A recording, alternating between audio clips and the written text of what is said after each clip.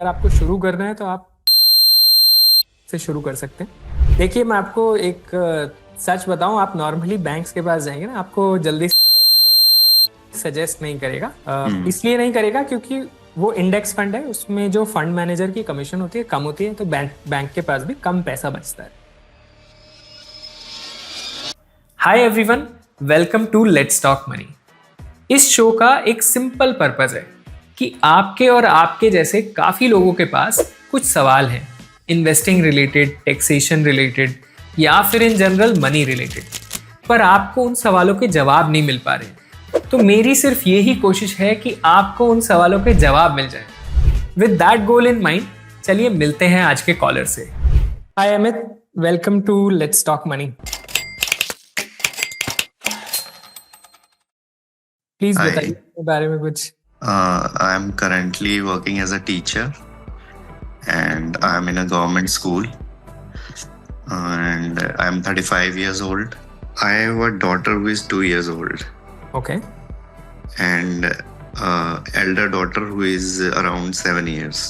Okay, So for the elder daughter, I have a Sukanya Samriddhi account. ठीक है।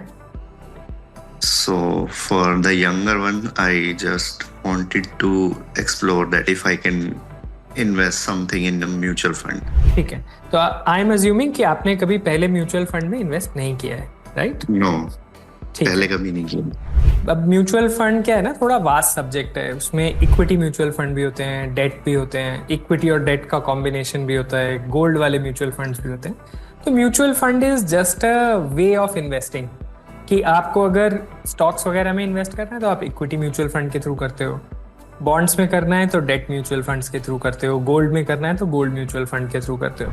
अब मैं अज्यूम कर रहा हूँ कि आपने इन्वेस्ट नहीं किया है, आप हाई ग्रोथ या हाई रिटर्न चाहते हैं, करेक्ट?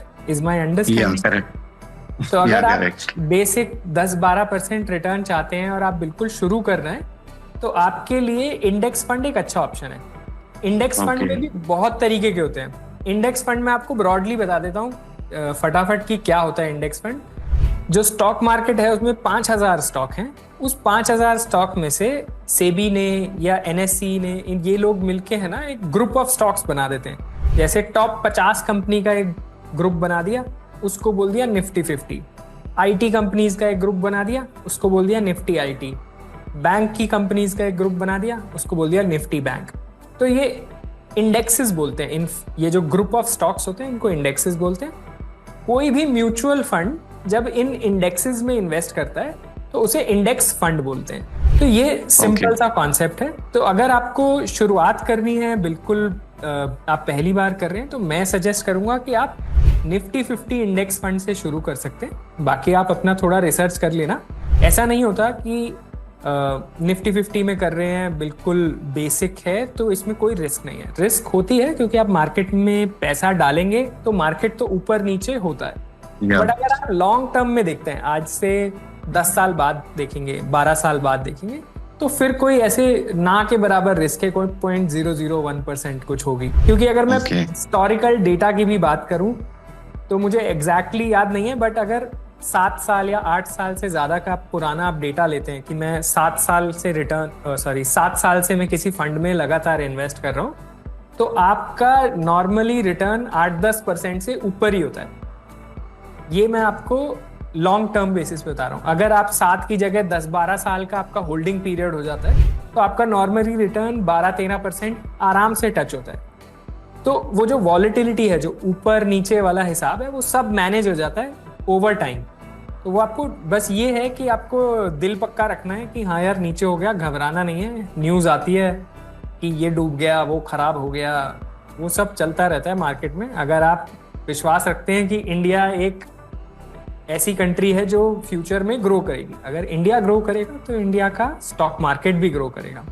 और इसी बेस पे हम निफ्टी 50 में इन्वेस्ट करें क्योंकि वो इंडिया की टॉप 50 कंपनीज हैं।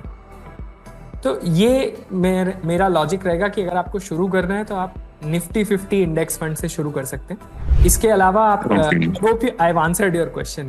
And one more question I had was that I should invest through banks or through some apps. आप दोनों तरीके से कर सकते हैं। देखिए मैं आपको एक सच बताऊं, आप नॉर्मली बैंक्स के पास जाएंगे ना, आपको जल्दी से निफ्टी 50 कोई सजेस्ट नहीं करेगा। इसलिए नहीं करेगा क्योंकि वो इंडेक्स फंड है, उसमें जो फंड मैनेजर की कमीशन होती है कम होती है, तो बैंक के पास भी कम पैसा बचता है। इसका मतलब ये भी नहीं है कि निफ्टी 50 बेस्ट होता है, उससे अच्छे फंड्स भी होते हैं। आई एम नॉट सेइंग कि उससे अच्छे फंड्स नहीं होते हैं, बट अगर आपको शुरुआत करनी है तो आप तो दोनों तरीके से आप कर सकते हैं, उसमें कैसे भी कोई दिक्कत नहीं है। अगर आपको खुद करने में दिक्कत होती है तो bank could be a good way. अगर आप खुद कर सकते हैं तो आप डायरेक्टली ऐप के थ्रू भी कर सकते हैं। सुकन्या समृद्धि का क्या है ना, सुकन्या समृद्धि बहुत सेफ ऑप्शन है। आपको आई थिंक 8.2% रिटर्न देता है, मुझे एग्जैक्ट याद नहीं, बट लगभग इतना ही है। आपका मेच्योरिटी पे शायद टैक्स भी नहीं लगता है, तो वो दो बेनिफिट हैं। बट अगर आपको ग्रोथ के पर्सपेक्टिव से सोचना है, आप कोई भी चीज, मतलब अगर इंडिया की इकोनॉमी ग्रो कर रही है, इंडिया में इन्फ्लेशन भी बहुत है, मतलब महंगाई की दर भी है, तो 7-8% से महंगाई भी बढ़ रही है। और महंगाई भी क्या होता है ना, महंगाई सेगमेंटल होती है, किसी चीज में ज्यादा महंगाई बढ़ती है, किसी में कम बढ़ती है। तो हो सकता है दाल चावल का रेट 6% से ही बढ़ रहा हो, पर अगर आप मैं मेडिकल इन्फ्लेशन की बात करूंगा तो वो 14% से बढ़ रही है। तो अगर मैं ओवरऑल मोटा मोटा लूंगा तो 7-8% से महंगाई बढ़ रही है, हर जगह बढ़ रही है। छोटे शहरों में, बड़े शहरों में हो सकता है 7 की जगह 8 ही हो या 9 ही हो, ये भी हो सकता है। तो अगर मैं उस पर्सपेक्टिव से सोचता हूँ तो मैं महंगाई को बीट नहीं कर पा रहा 8% रिटर्न से। तो इस रेस्पेक्ट से मैं सोचता हूँ तो मेरे लिए अगर मुझे ग्रो करना है, महंगाई को बीट करना है, अपने पोर्टफोलियो को बड़ा करना है, वेल्थ ग्रो करनी है, तो फिर म्यूचुअल फंड एक बेटर ऑप्शन है। अगर मेरा ऑप्शन है कि यार मेरे पास जो पैसा है वो बस सेफ रहना चाहिए, तो आई थिंक सुकन्या समृद्धि भी आप चूज कर सकते हैं।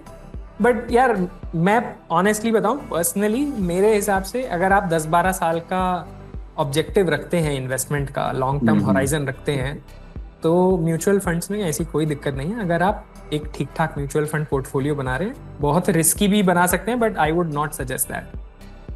So that answers my questions, most of them. Thank you so much. Thank you Amit.